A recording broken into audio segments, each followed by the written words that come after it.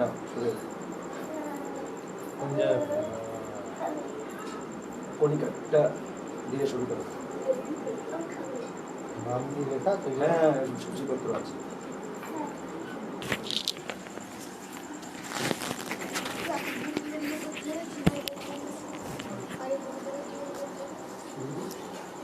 কণিকা শিকদার, অপর্ণা, অসীমা, আকাশ,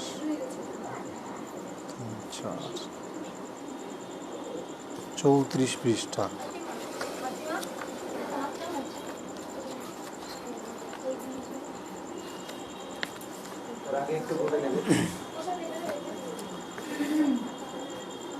আচ্ছা, আমি আজকে আমার প্রবর্তক গুরুর চরণে প্রণাম জানিয়ে গুরু প্রসঙ্গে আমাদের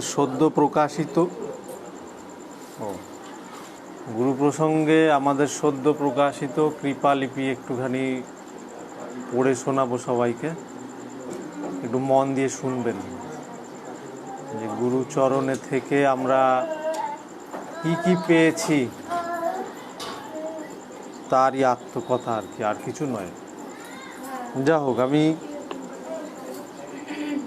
একটা নির্দিষ্ট জায়গায় পড়ব,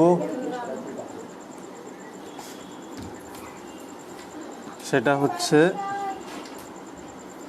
সতী কণিকা শিকদারের আত্মকথা পড়ব, অর্থাৎ তিনি যে গুরু কৃপা পেয়েছেন সেইটা আমি একটু পাঠ করব। আচ্ছা, আমার জন্মস্থান বাংলাদেশে। পিতা রাজকুমার বিশ্বাস, মাতা সুভাষিনী বিশ্বাস। আমি জন্মসূত্রে সত্য ধর্ম পাইনি। আমার পিসিমা এবং আমার দিদির সত্যধর্মীদের ঘরে বিবাহ হয়েছে। সেখান থেকে দেখে শুনে অনেক কিছু বুঝেছি। আমার দিদির ছেলে মেয়েদের কোলে করার জন্যে আমার মনটা সবসময় উপাসনার দিকে থাকতো। কয়েকবার উৎসবে গিয়েছিলাম, আমার ভালো লাগতো। এরপর আমার বিয়ে হয়ে যায়। আমার একটি ছেলে নাম দীপঙ্কর আর একটি মেয়ে নাম প্রিয়ঙ্কা।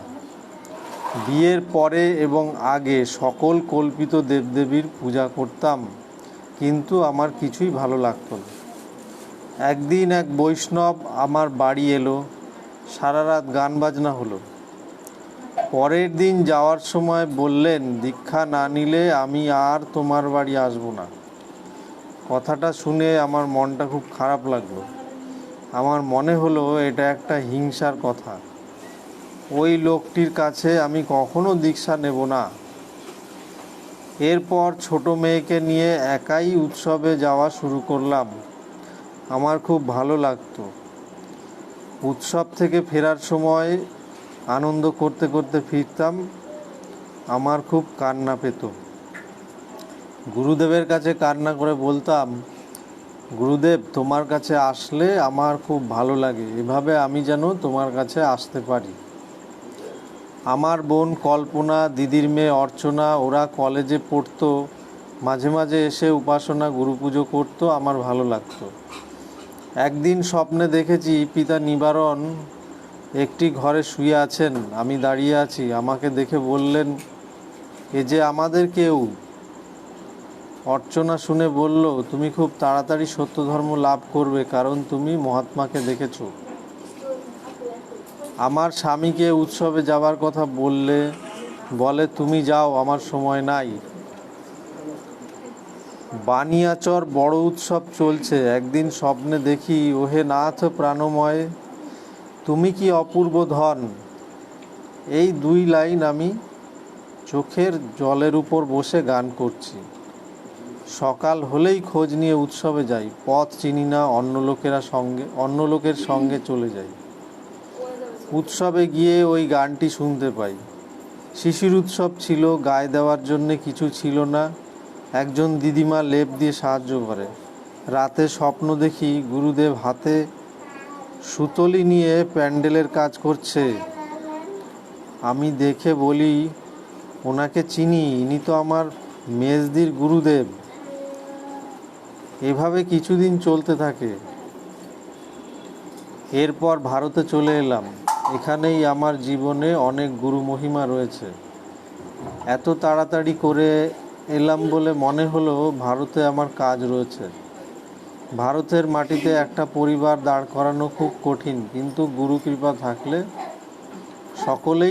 সকলই সম্ভব। কোনো দিকে না তাকিয়ে ভারতে কোথায় উৎসব ও উপাসনা হয় ছুটে যাই।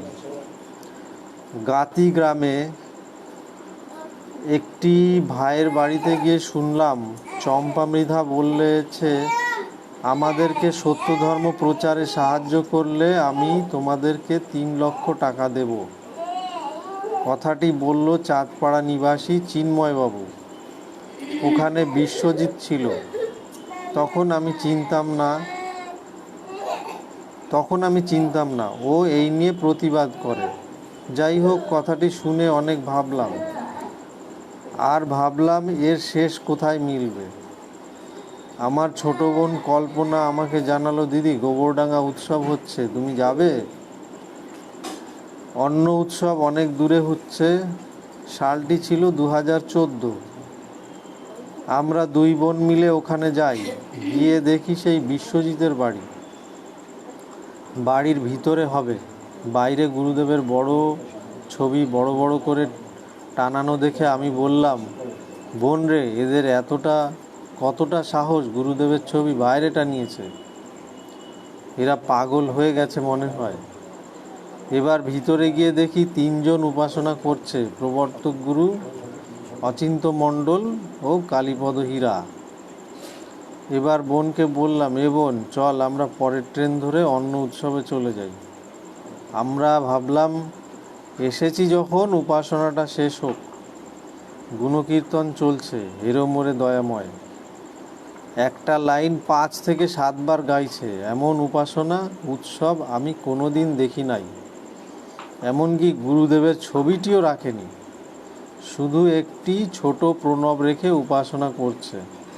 কষ্টে সৃষ্টে কোনো মতে বসে রইলাম। এবার উপাসনা শেষ হলে অচিন্ত মণ্ডল দাঁড়িয়ে বলল, এখানে সুচারুরূপে দীক্ষা দেবার ব্যবস্থা আছে। আমার বোনকে বললাম, এই উৎসব শেষ না করে যাব না, কেননা এখানে দীক্ষার কথা বলছে। নাম এবং দীক্ষা গুরু কৃপায় একটু বুঝেছিলাম।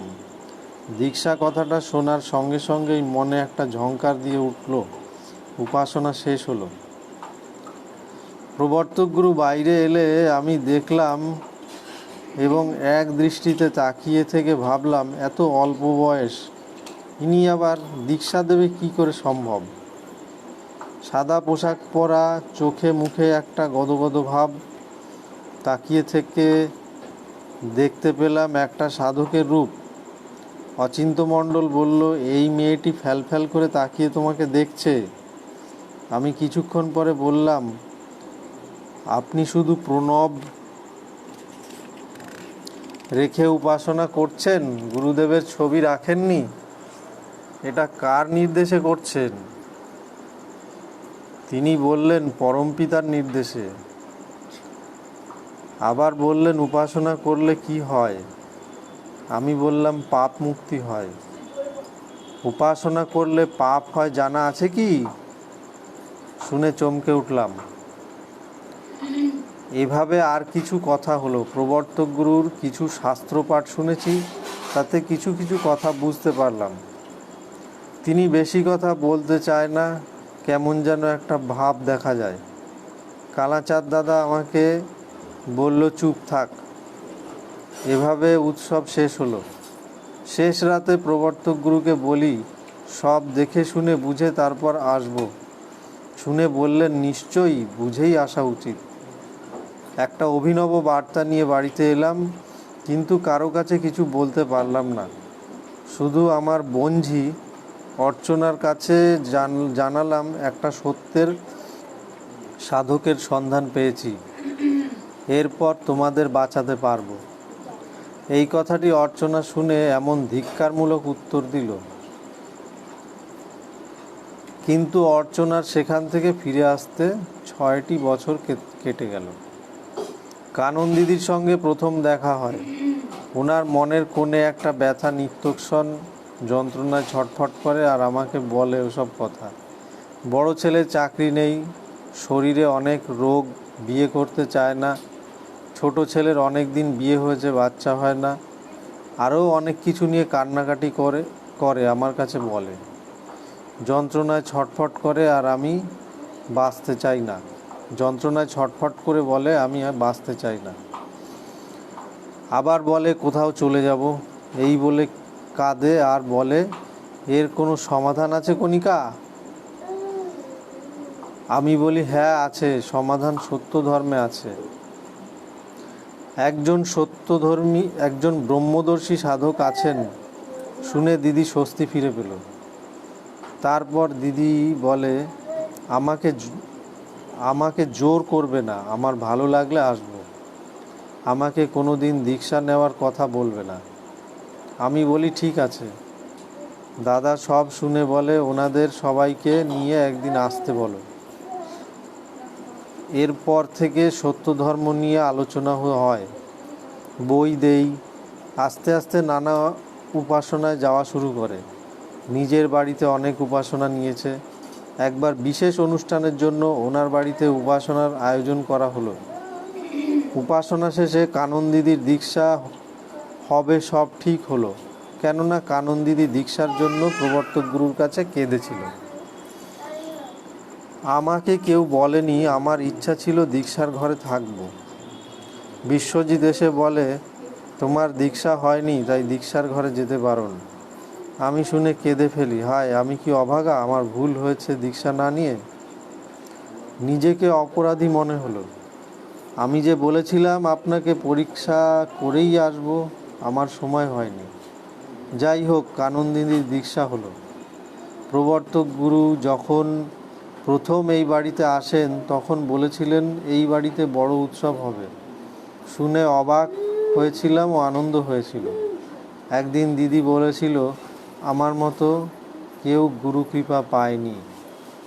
একদিন আমরা কয়েকজন মিলে সাধক দ্বিজেন্দ্রলাল বিশ্বাস মহাশয়ের প্রথম তিরোধানে গিয়েছিলাম প্রবর্তক গুরুকে বলেই। ওনার বাড়িতে দেখি গুরুদেবের ছবি সামনে রেখে উপকরণ সাজিয়ে উপাসনা হলো, গুরু পুজো হলো না। দেখে খুব কষ্ট হলো। প্রবর্তক গুরুকে পরমপিতার আসনে বসানোর সমান কার্য হলো। দেখে খুব কষ্ট হলো, গুরুদেবকে পরমপিতার আসনে বসানোর সমান কার্য হলো। সেখানে অনেককেই দেখেছি, যেমন রবীন মজুমদার, স্বপনবাবু, নিখিল বিশ্বাস, মৃণালবাবু এবং আমার সঙ্গে ছিল আকাশের মা স্মৃতি, আরও অনেকে, কিন্তু এ নিয়ে কেউ কিছু বলল না। আমি ওই সত্যের সাধকের পাশে থেকে উৎসব উপাসনা করতে শুরু করলাম। আর কোনো দিন অন্য কোনো উৎসব উপাসনায় তেমন যায়নি। এই সত্যের সাধকের সঙ্গে দেখা হওয়ার 8 মাস সময় পর ঠাকুরনগর নিবাসী মীনা রায়ের গৃহে শ্রাবণ উৎসব উদযাপিত হয়। এই উৎসবে আমার দীক্ষা জন্ম হয়। তারিখ হচ্ছে 21/4/2015। দীক্ষার আগের রাত্রেই ঘুমের মধ্যে দেখতে পাই প্রবর্তক গুরু আমাকে একটা কাঁসার থালায় অনেক কিছু সাজানো অবস্থায় দুই হাতে ধরে আমার হাতে দিল। আমি খুব আনন্দ পেলাম এবং আমি বুঝতে পারলাম আমার যা প্রয়োজন প্রবর্তক গুরু আমাকে তাই দিল। আমি ঘুম থেকে উঠেই কালীপদ দাদাকে বললাম,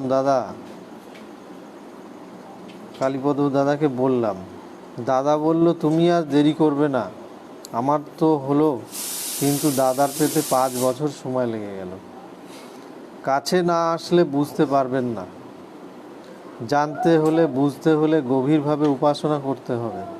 আমাদের 2 দেশে ভাই বোনেদের মধ্যে যে ভাসমান সাধনাবিহীন উপাসনা এভাবে চললে এই ব্রহ্মদর্শী সাধকের কৃপা আশীর্বাদ ব্রহ্মবীজে দীক্ষা এ জীবনে মিলবে না।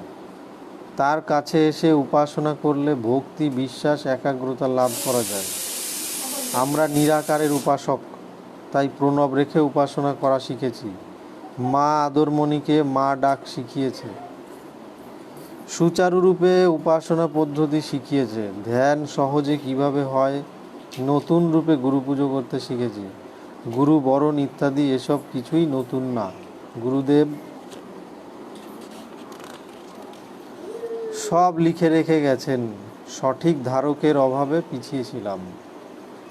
কল্যাণী জন্মোৎসবে লজ ভাড়া করেছে, চন্দন সব খরচ করেছিল। সেখানে শোনা গেল আমাদের উৎসব করতে দেবে না। শুনে চন্দন বলল, দেখি কার বুকের পাটা আছে আমাদের আটকায়। সেখানে অনেকের দীক্ষা হয়েছিল। ওই সময় আমার গুরুর দর্শন হলো। দেখলাম আগুনের জ্যোতির মধ্যে গুরুদেব বসে আছেন একটু দূরে। আমি তখন খুব কান্না করি এবং বলি, গুরুদেব আমি তোমাকে আরও কাছে দেখতে চাই। পরের দিন বাড়িতে এলাম, আমার বোনকে বলে উপাসনার আয়োজন করি। ওই রাতে স্বপ্নে দেখি গুরুদেব আমার হৃদয় আসনে বসে আছেন, আমার পাশেই প্রবর্তক গুরু আদিষ্ট নিরুপম বসে আছেন। আবার দেখলাম সাদা পোশাক পরা, গলায় একটা সাদা ওড়না, সে কি অপরূপ দেখতে। রাতে আমাদের ঘরেই ছিলেন। যখন বাড়ি থেকে বেরিয়ে যাই তখন আমার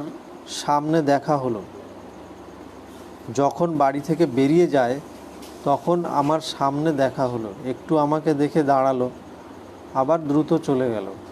তখন আমি তাকিয়ে থেকে ভাবলাম, রাতে উপাসনা করিনি, তাই প্রবর্তক গুরু কষ্ট পেয়েছেন। একদিন দেখি বড় উৎসব, প্রবর্তক গুরুকে বরণ করার দায়িত্ব রেবা দিদির। একদিন দেখি বড় উৎসব, প্রবর্তক গুরুকে বরণ করার দায়িত্ব রেবা দিদির, কিন্তু দিদি ভুলে গেছে। তখন কি করব ভাবছি, পাশে তাকিয়ে দেখি গুরুদেব বসে আছেন একটা ছোট্ট খাটে, একটু হেলান দেওয়া। তখন আমি জল এনে গুরুদেবের হাঁটু পর্যন্ত ধুয়ে মুছিয়ে দিয়ে একটু টিপে দিচ্ছি আর ভাবছি, গুরুদেবের পা কি নরম। পরেই দেখি প্রবর্তক গুরুর পা দুটি টিপে দেখছি, সেখানেই দেখি গুরুদেবের পাশে প্রবর্তক গুরু। যেখানেই দেখি গুরুদেবের পাশে প্রবর্তক গুরু। আমাদের ঘর টিন কাঠের তৈরি। আমফান ঝড়ের তাণ্ডব থেকে প্রবর্তক গুরু রক্ষা করেছেন। সেই মুহূর্তে কি বিভীষিকা পরিস্থিতি বোঝাতে পারবো না। প্রবর্তক গুরু ফোন করে বললেন, তোমরা জোরে জোরে উপাসনা করো। আমরা বললাম, দালান বাড়িতে চলে যাব। তিনি বললেন, না, যেতে হবে না। তখন ভোর 4টে বাজে। আমাদের চারপাশে ঘর গাছ ভেঙে তছনছ হয়ে গেছে, আমাদের কিছুই হয়নি। সকালে লোকে দেখতে এসেছে, লোকে বলে, এই বাড়িতে কি ঝড় হয়নি? কি করে এমন হলো? ব্রহ্মদর্শী সাধকের আশীর্বাদে কি হতে পারে তা জানাতে হলো।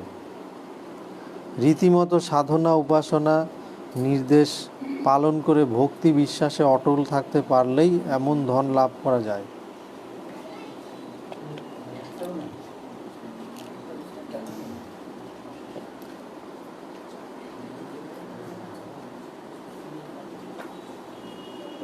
হয়েছে করবে।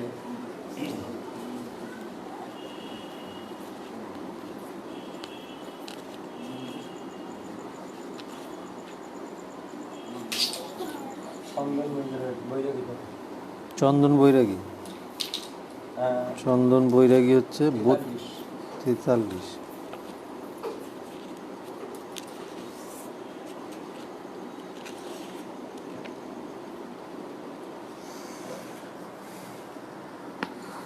আচ্ছা, আমি এবার সৎ চন্দন বৈরাগীর আত্মকথা পড়ব, অর্থাৎ তিনি যে গুরু কৃপা পেয়েছেন সেই সম্পর্কে জানাবো সবাইকে।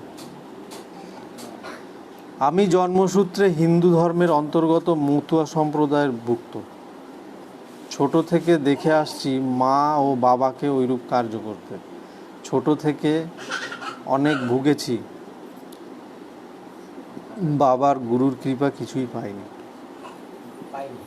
পাইনি।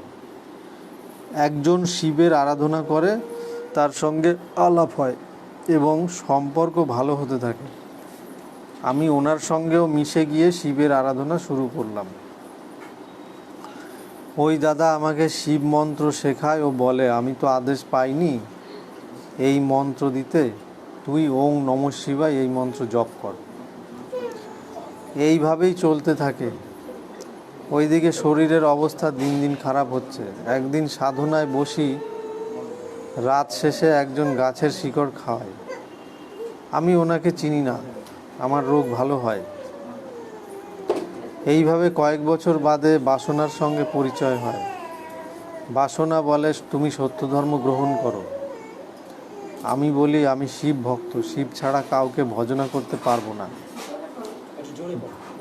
বাসনা বলে, আমার গুরুর গুরু শিব, তুমি চিন্তা করো না। আমি বলি, শিব আমার গুরু। ও বলে, গুরুকে ডাকতে হবে না, পরম পিতাকে ডাকার পথ পাবে। খুব রাগ হলো। বললাম, আমার রোগ ভালো হলে নেব। ঠিক সেই রাতে আবারও সেই মহাপুরুষ এসে ওষুধ খাওয়ায়। তখন তিনি বললেন, কেন রোগ ভালো হলে সত্য ধর্ম গ্রহণ করব? তার জন্য খাওয়ালাম। এতে কিছুটা নত হই, আমার রোগ ভালো হয়। দু একদিনের মধ্যে আমার জামাইবাবু তপনের সঙ্গে তার মামার বাড়িতে দেখলাম ঠাকুরের আসনে 3টি ছবি। বললাম, এনারা কারা? মাঝে আমাদের গুরুদেব, তার পাশে মহাত্মা নিবারণ ও মা আদরমণি। ওই সময় চিনলাম, যিনি আমাকে ওষুধ খাইয়েছিলেন তিনি মহাত্মা নিবারণ। 2-3 দিনের মধ্যেই সত্য ধর্ম নাম নিলাম। তখন তেমন উপাসনা বুঝতাম না।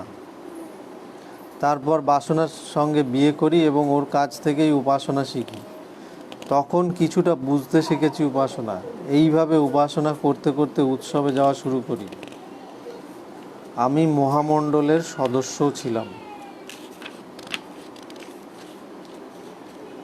ওখানে যারা সত্যর স্বাদ দিত, তাকে মনে হতো আপনজন। কোনো একদিন আমাকে গুরুদেব দর্শন দেন, বলে দীক্ষা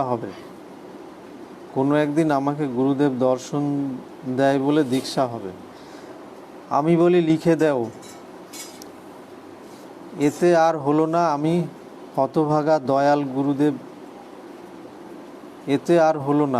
এক হতভাগা দয়াল গুরুদেব নিজে এসেছেন দীক্ষা দিতে। আমি বোকার মতন বলি, আমি গান গাইতে পারি না, সুর তাল কিছুই নাই।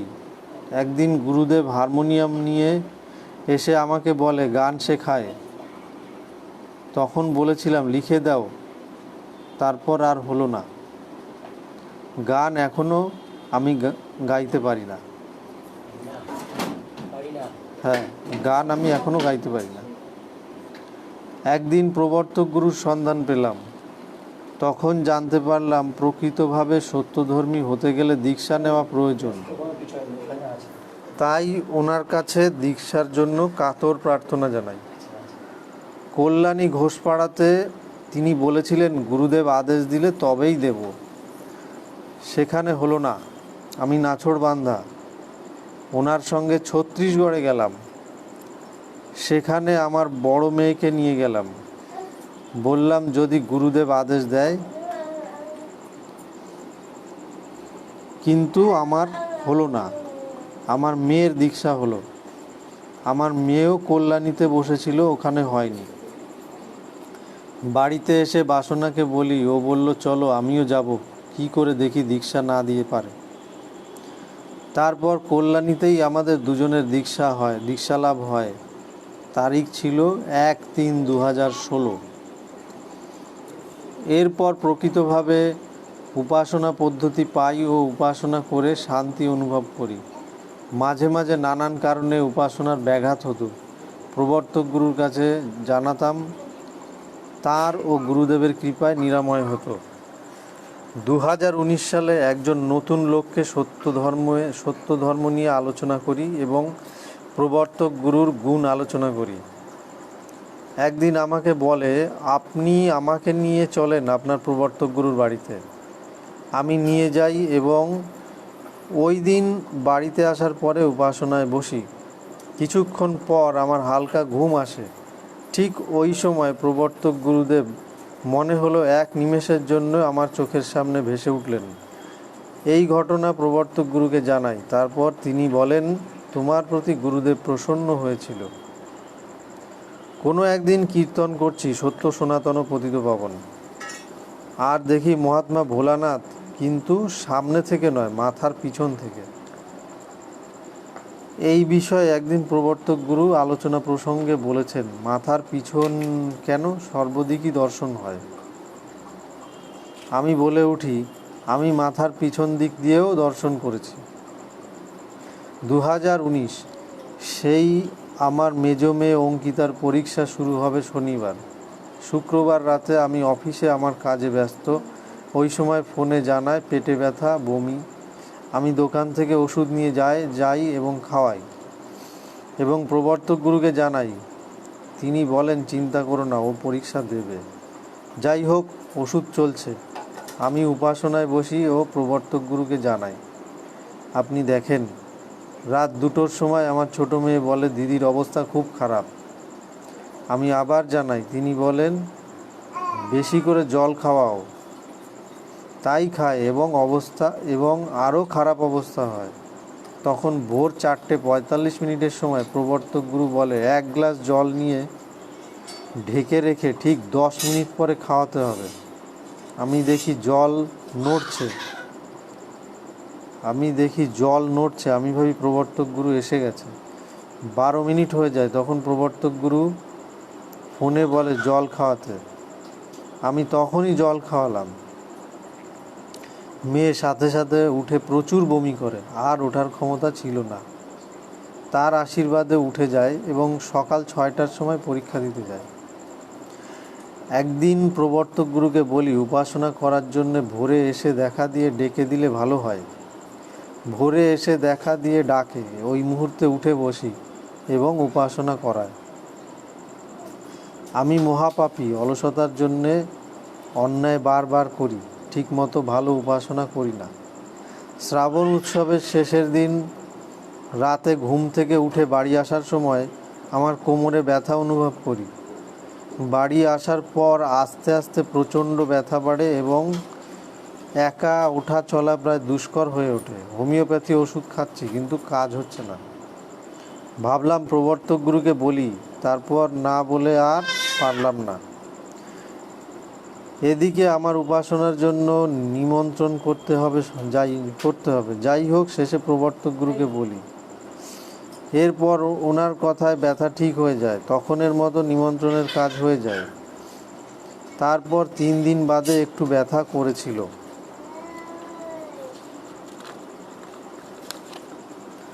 2016 সালের ঘটনা। ছোট মেয়ের অ্যাপেন্ডিসাইটিস হয়। ডাক্তার বলে অ্যাপেন্ডিক্স কাটতে হবে, এক্সরে করে আনতে। হঠাৎ রেবা পোদ্দার আমাকে ফোন করে। আমি দিদিকে সব বলি। দিদি বলে, আদিষ্ট সাধককে জানিয়েছিস? বললাম, না, নিজে জানালেই হবে, তাকে জানা। আমাকেই প্রবর্তক গুরু ফোন করে। আমি সব জানালাম। তুমি একটু হোমিওপ্যাথি ওষুধ খাওয়াও। আমি তাই করি এবং এক্সরে ও আল্ট্রাসোনোগ্রাফি সব স্বাভাবিক হয়ে যায়। 2019 মহালয়ার অষ্টপ্রহর গুণকীর্তনের জন্য প্রবর্তক গুরুকে জানাই, আমি যেন না খেয়ে একবারে আপনার মতো না উঠে একাগ্রভাবে গুণকীর্তন করতে পারি। তিনি বললেন, তোমার ইচ্ছে থাকলেই হবে। বললাম, আপনি একটু বলুন। তিনি বললেন, আচ্ছা। আমি গুরুদেবের কাছেও প্রার্থনা করলাম। আমি সেই প্রথম পেরেছিলাম ওইভাবে, একভাবে 27 ঘন্টা, কোনো ক্লান্তি ছিল না। এ এক অদ্ভুত অনুভূতি। আমার সব থেকে বড় সমস্যা ঘুম। কেননা আমার ইচ্ছা না ঘুমিয়ে সারা রাত উপাসনা করা। অনেকবার বলেছি প্রবর্তক গুরুকে। তিনি খালি বলেন, অভ্যাস ও চেষ্টা থাকলেই হয়।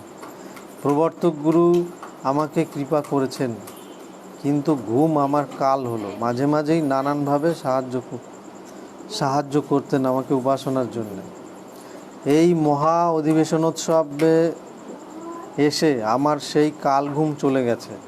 এখন আমি গুরু কৃপায় সারা রাত না ঘুমিয়ে উপাসনা করতে পারি।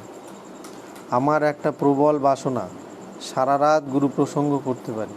আশা করি প্রবর্তক গুরুর আশীর্বাদে সেটাও পারব।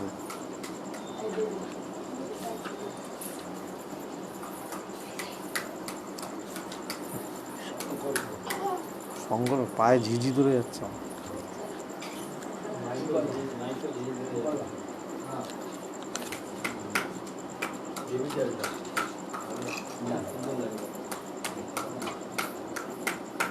সাতান্ন বাবা,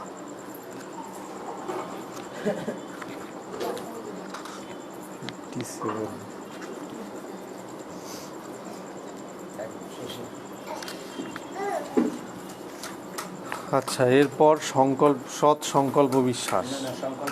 তবে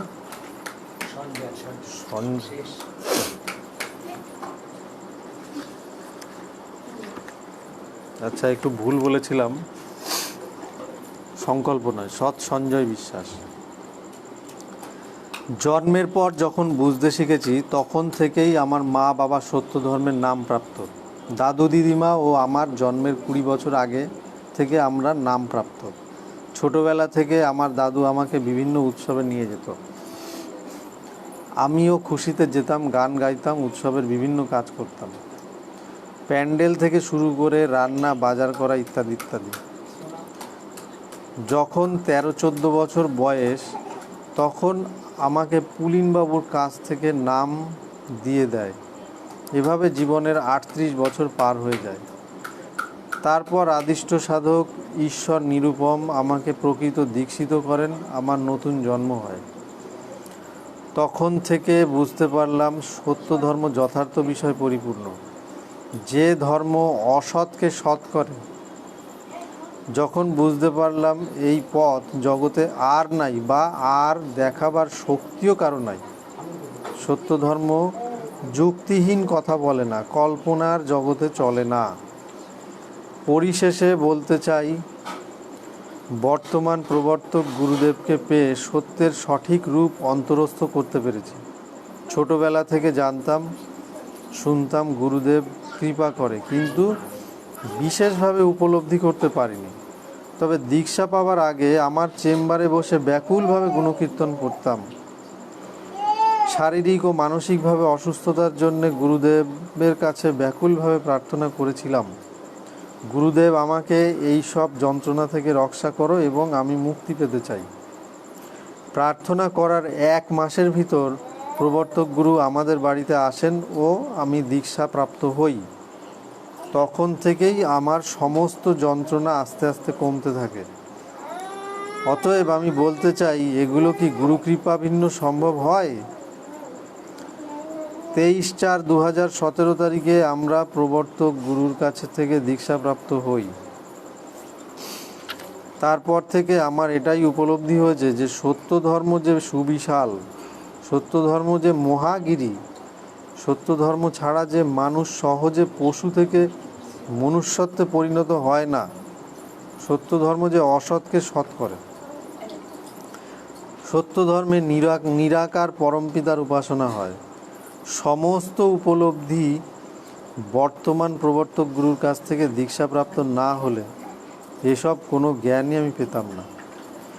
যদিও আমি পশু সমান, তবুও প্রবর্তক গুরুর সাক্ষাৎ না পেলে এ জন্ম কি যে দুর্বিষহ নরক যন্ত্রণা ভোগ করতে হতো সে কথা আমার চিন্তারও অতীত। তাই আমার উপলব্ধি থেকে এটাই বলতে চাই, আমাদের সবার উচিত সহজ জ্ঞান, নির্ভরতা, বিশ্বাস নিয়ে বর্তমান প্রবর্তক গুরু হিসেবে গ্রহণ করে জীবন ধন্য করা।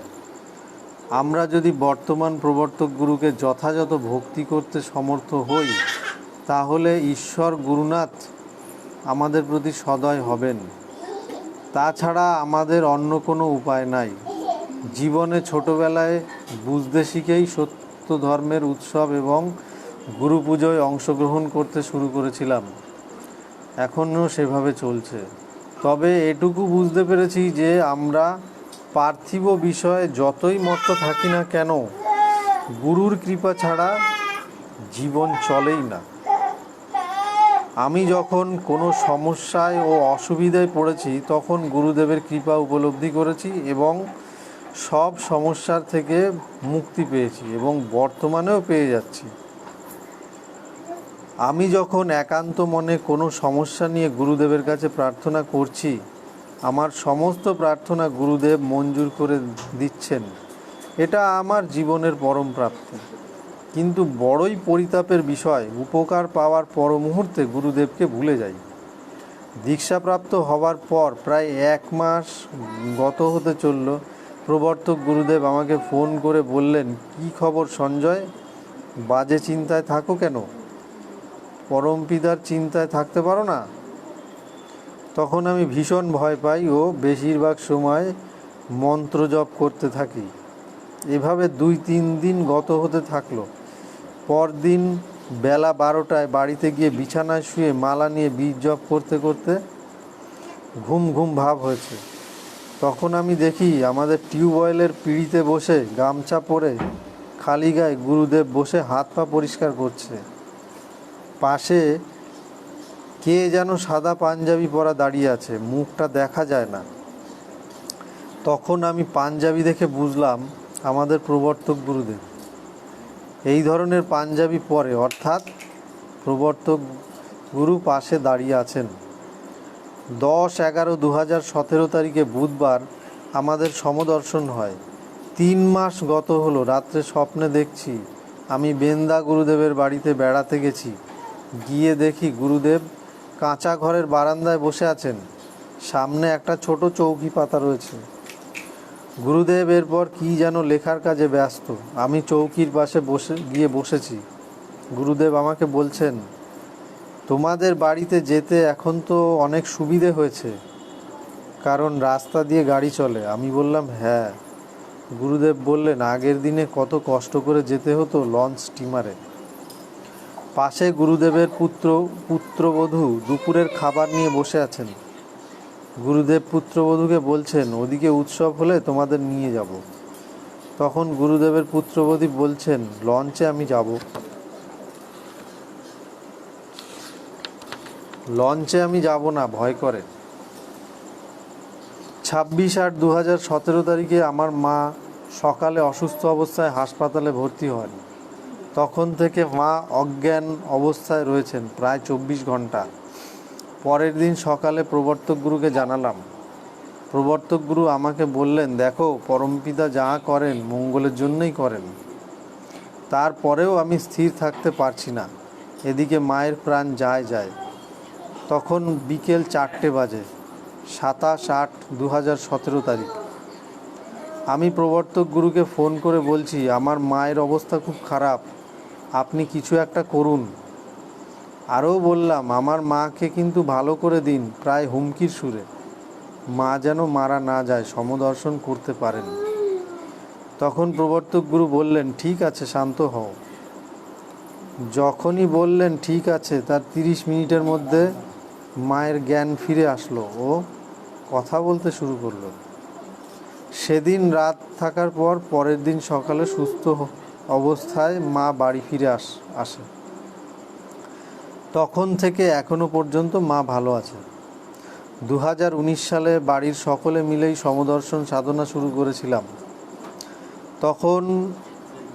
আমরা তখন সাধনায় আছি। শুটিয়াতে গুণকীর্তন মহাযজ্ঞ থেকে বাড়ি ফেরার সাথে সাথেই অপর্ণা, অর্থাৎ আমার স্ত্রী, আমার সঙ্গে ঝগড়া করে 20-30টা ঘুমের ট্যাবলেট খেয়ে নিয়েছিল।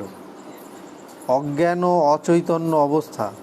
এই অবস্থায় প্রবর্তক গুরুকে ফোন করে বললাম, অপর্ণা জ্ঞান শূন্য হয়ে গেছে, ওর যেন কোনো সমস্যা না হয়। বলার পরেই জ্ঞান ফিরে আসলো। হাসপাতালে যেখানে 2-3টে ট্যাবলেট খেয়ে অন্যরা 3-4 দিন ঘুমাচ্ছিল, সেখানে ও ঘুমোলোই না। এর জন্য প্রবর্তক গুরুর কাছ থেকে অনেক বকা খেতে হয়েছিল, কেননা ওই কাণ্ডের জন্যে আমাদের সমদর্শন ভগ্ন হয়ে যায়। কিন্তু আমরা দুজনেই কিছু প্রতিজ্ঞাবদ্ধ হই, বলি তা এ জীবনভর পালন করব। 8/2/2020 তারিখে আমি রাতে বিছানা থেকে পড়ে গিয়েছিলাম। আমার ভালো হওয়ার সম্ভাবনাই ছিল না। প্রবর্তক গুরু বলার পরে যখনই বলল চিন্তা করো না, ঠিক হয়ে যাবে, কিন্তু উপাসনা বন্ধ করবে না, কিন্তু কষ্ট বেড়েই যেতে লাগলো। এর মধ্যে বিরক্তির ভাব আসলো। ওই রাতে উপাসনা না করেই ঘুমিয়ে পড়ি। তার পরের দিন প্রবর্তক গুরু ফোন করে অনেক বকাঝকা করেন। কেন উপাসনা বন্ধ করেছো? বলেছি তো ধৈর্য ধরো, ঠিক হয়ে যাবে। যেদিন বললেন ঠিক হয়ে যাবে, পরদিন থেকে অবশ অসাড় ভাব আস্তে আস্তে ভালো হতে থাকে। আচ্ছা, আমার পা সোজা করতে হবে। লাইভ বন্ধ করো। কি করবে?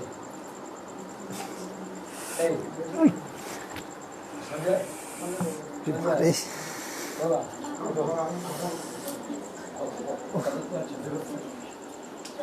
শোনা শোনা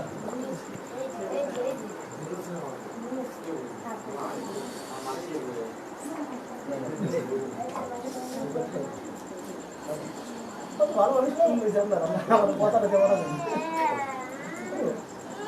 আমার তো হয়ে গেছে, তোমার করতে হবে না।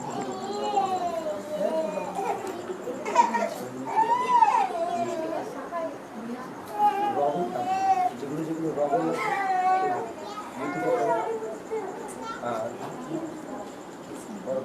আর এগুলো হচ্ছে ইতিহাস জানতে হবে। ভালো কথা আমার ইতিহাস হ্যাঁ, বলে দাও ওর নাম বলে দাও। আচ্ছা, এবার সৎ চন্দন বৈরাগী আপনাদের একটু পাঠ করে শোনাবেন।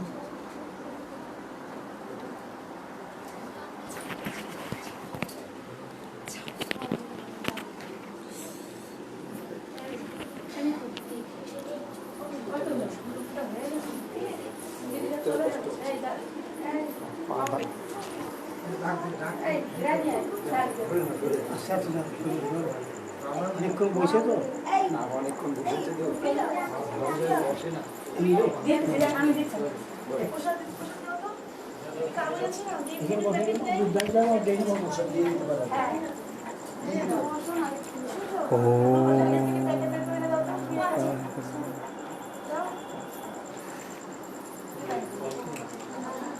আমার প্রতি আদেশ হয়েছে কৃপালিপি করে সবার গুরু কৃপা জানানোর জন্য। যাই হোক, আমি কৃপালিপি পড়ছি। এখন পড়ব সতী মৃত্যুভক্ত।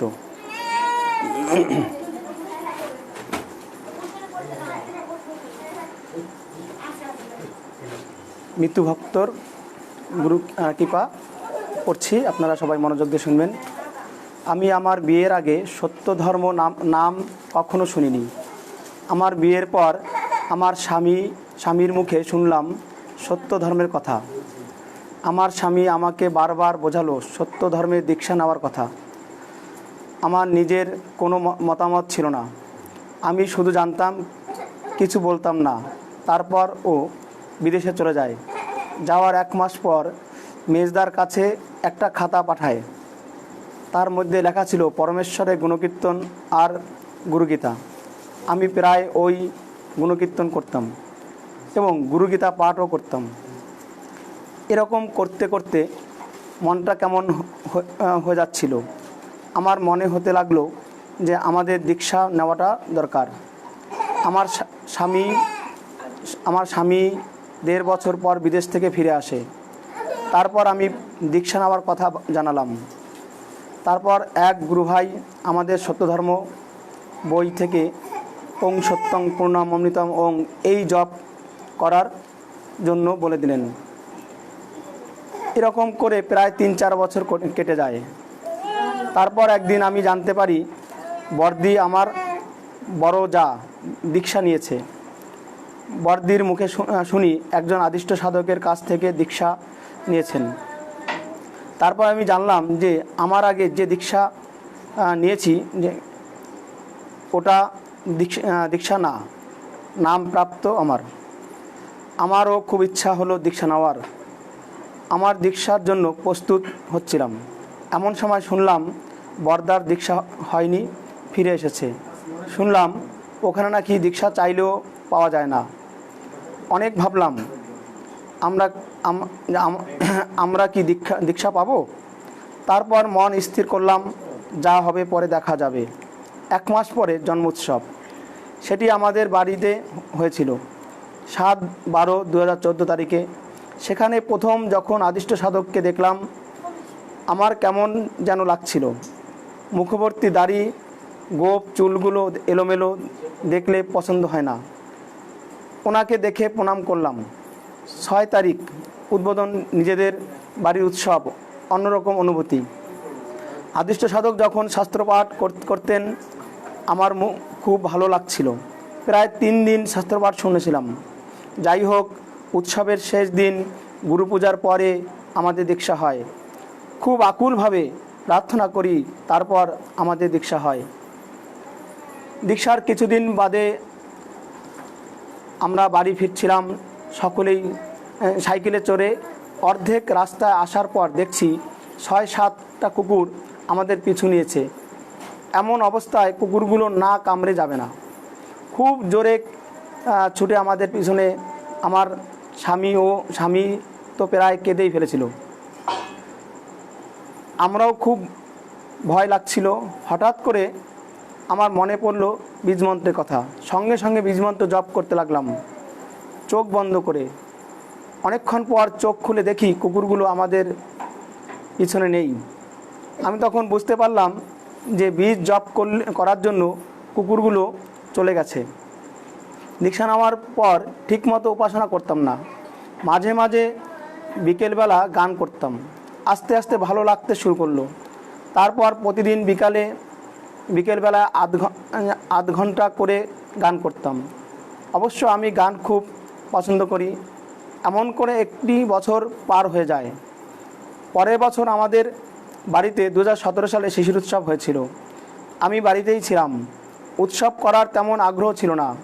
তারপর আদিষ্ট সাধক ফোন করে বকাবকি করলেন আর বললেন, এক্ষুনি আসো, কোনো কথা শুনবো না। উৎসবে যে প্রত্যেকটি অধিবেশন করবে। একথা শুনে আমি ওনার কথা ফেলতে পারলাম না। তাড়াতাড়ি করে চলে গেলাম উৎসব করতে। সবকটা অধিবেশন করলাম। তারপর থেকেই উপাসনা করা শুরু হলো। 1.5 ঘন্টা, 2 ঘন্টা, 2.5 ঘন্টা। তারপর থেকে কয়েকবার আদিষ্ট সাধককে দর্শন পাই। কিন্তু আদিষ্ট সাধকের দর্শনে আমি অতটা খুশি ছিলাম না। আসলে আমি বুঝতে পারিনি আদিষ্ট সাধকের মূল্য। শিশির উৎসবের 15 দিন পর আমি মাস্টারমশাইয়ের দর্শন পাই। আমি দেখি মহাত্মা নিবারণ চাদর গায়ে দিয়ে চলাফেরা করছে। আমি ভাবছি মহাত্মা নিবারণ আমার সাথে কথা বলছেন না। এরকম দেখতে দেখতে আমার ঘুম ভেঙে যায়। তারপর আবার ঘুমিয়ে পড়ি। আবার দেখি মহাত্মা নিবারণ এবং মা আদরমণির মতো দেখতে একজন মহিলা। মহাত্মা নিবারণ আমার গায়ে একটু হাত বুলিয়েছিলেন। আমার শরীর অসাড় হয়ে যাচ্ছিল। আমি কিছু বলতে পারছিলাম না। কিছুক্ষণ বাদে ওনারা মিলিয়ে গেলেন। তারপর কিছুক্ষণ পর আদিষ্ট সাধকের দর্শন পাই। তারপর আমার মনের মধ্যে বিশ্বাস আর মনোবল আসলো। আমি মনে মনে ভাবলাম, একটু বেশি উপাসনা করলে গুরুদেবের দর্শন অবশ্যই পাবো। গুরুদেব আমাকে দর্শন দিতে বাধ্য হবে। এমনটা ভেবে আমি উপাসনার সময়টা বাড়াতে লাগলাম। তারপর কিছুদিন পরে বসন্ত উৎসব ছুটিয়াতে। বসন্ত উৎসবটা কাটিয়ে আসার পর খুব ভালো লাগতো। আসলে মাস কয়েক আগে জানতাম না উপাসনা কাকে বলে। সেই আমার উপাসনার প্রতি এমন একটা আকর্ষণ হচ্ছে, উপাসনা ছাড়া কিছু ভালো লাগতো না। বসন্ত উৎসব কাটিয়ে আসার 4-5 দিন পর ভোরবেলা আমার ছেলে স্কুলে যাবে। এমন সময় একটা লেখা বুঝতে পারছিলাম না। চোখ বুজে ভাবছি, যদি আদিষ্ট সাধক আসতো তবে আমাকে একটু বুঝিয়ে দিতে পারতো। এটা ভাবার সঙ্গে সঙ্গে আদিষ্ট সাধক এসেছে। আমাকে বলছে, কি হয়েছে বলো। আমি তো ঘরেই ছিলাম। আদিষ্ট সাধকের কথা আওয়াজ পেয়ে আমি খুব খুশি হয়ে আদিষ্ট সাধকের কাছে গেলাম, প্রণাম করলাম। প্রণাম করতে করতে ভাবছিলাম ভালোই হলো, গুরু পূজা একসঙ্গে করতে পারবো। প্রণাম করে যেই মাথাটা তুললাম, দেখতে পেলাম আদিষ্ট সাধকের পায়ের একটা বড় আসন।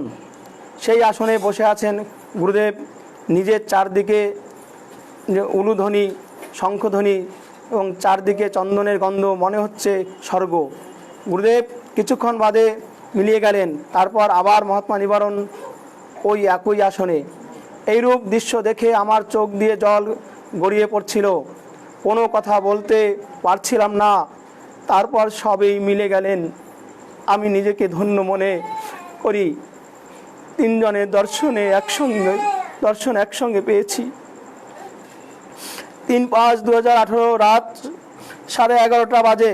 ঘুমিয়েছি, স্বপ্ন দেখছি একটা বৃদ্ধ লোক আমার ঘরের ভিতরে বসে আছেন, হাতে একটা লাঠি।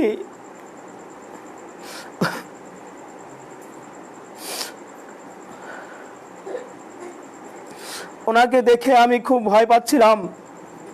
ভয় পাওয়াটাই স্বাভাবিক। আমার ঘরে দরজা আটকানো ছিল। ওদিকে উনি কোথা থেকে আবির্ভূত হলেন। উনি হাত পেতে আমার কাছে কিছু চাইছেন। আমি কিছু বুঝতে পারছিলাম না। উনি তখন কোনো কথা বলছিলেন না। আমি ভয়ে ঘর থেকে বেরিয়ে গেলাম। আমার স্বামীও ছিল না। আমি ওকে ডেকে আনার পর আমরা দুজনে ঘরে এসে লোকটাকে দেখতে পেলাম না। কিছুক্ষণ পরে আবার ওই লোকটাকে দেখতে পেলাম। কিছুক্ষণ পরে আবার ওই লোকটাকে দেখতে পেলাম না। উনি তখন বললেন, আমি তোদের আশীর্বাদ করব। আমি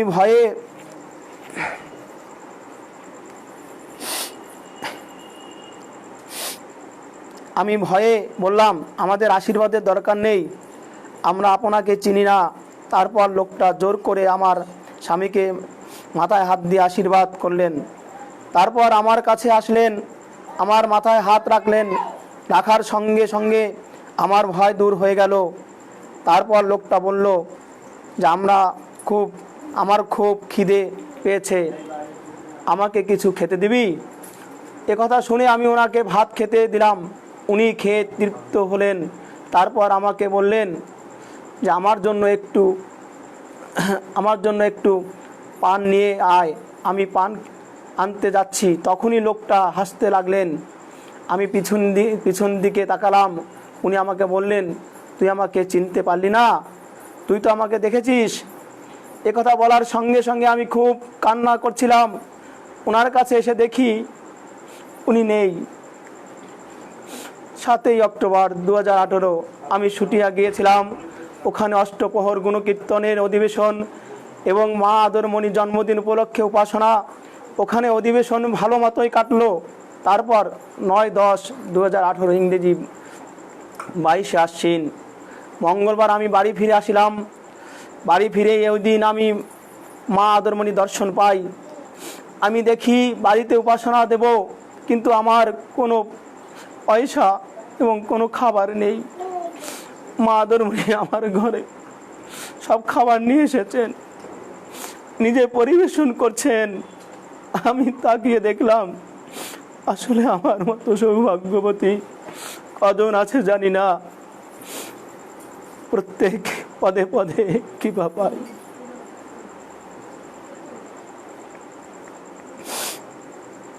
একদিন দুপুরবেলা আমার ছেলে স্বামী 3 জন ঘুমিয়েছিল। হঠাৎ করে আমি দেখি আমার স্বামী যেখানে শোয়ার ছিল ওখানে আদিষ্ট সাধক শোয়া। আবার একবার আমার স্বামীর মুখে, একবার আদিষ্ট সাধকের মুখে অনেকক্ষণ তাকিয়েছিলাম। কিছুক্ষণ দেখার পর আমি আমার স্বামীর পায়ের স্বামীর গায়ে হাত দিয়েছিলাম। এটা কি আদিষ্ট সাধক না আমার স্বামী? তারপর দেখি আমার স্বামী শোয়া। অনেক দিন রাত্রিবেলা আমি উপাসনায় বসেছি। আসলে আমার গর্ভে তখন বাচ্চা ছিল। আমি দেখি মা আদরমণি আমার মাথার উপরে ভাসছেন, এক দৃষ্টিতে আমাকে দেখছেন আর হাসছেন। 27/12 ইংরেজি 2018 11ই পৌষ বৃহস্পতিবার শিশির উৎসবের দ্বিতীয় দিনে কীর্তনের উপাসনা চলছে। আমি উপাসনায় বসা, হঠাৎ করে আমার মাথা ঘুরছে, আমি বমি করে খুব ক্লান্ত হয়ে যাচ্ছিলাম। তারপর একটু ঘুমিয়ে পড়ছিলাম। তারপরে দেখলাম আমার কেমন যেন লাগছে। আমি খুশির চোটে দৌড়ে মা আদরমানির কাছে বলছি, মা আমার কি যেন হয়েছে মা। আবার গুরুদেবকে বলার জন্য ঘরে যাচ্ছি। গুরুদেব খালি গায়ে দরজার সামনে দাঁড়িয়ে আছে, আমি তাকিয়ে আছি। এরকম দেখে আমার ঘুম ভেঙে যায়।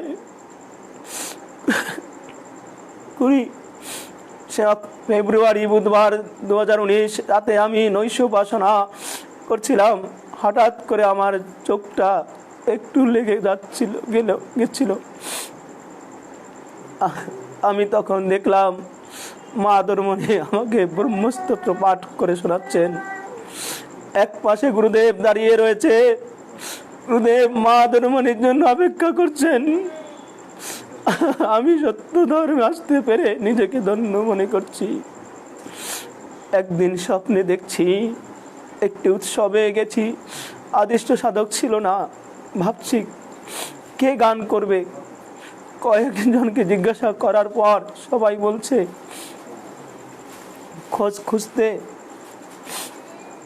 খুঁজতে হঠাৎ দেখি একটা ব্রিজের উপরে আদিষ্ট সাধক বসে আছে। চুল দাড়ি একটু ছোট করা, তাই চিনতে পারছিলাম না। যাই হোক, তিনি আমাকে দেখে হাসতে হাসতে বললেন, বসো। আমার ভয় লাগছে। আমিও হাসতে হাসতে আদিষ্ট সাধককে ধরতে গেছি। তিনি তুলার মতো হয়ে গেলেন। ওনার জায়গায় কতগুলো তুলো। আমি চমকে তাকিয়ে রইলাম। ও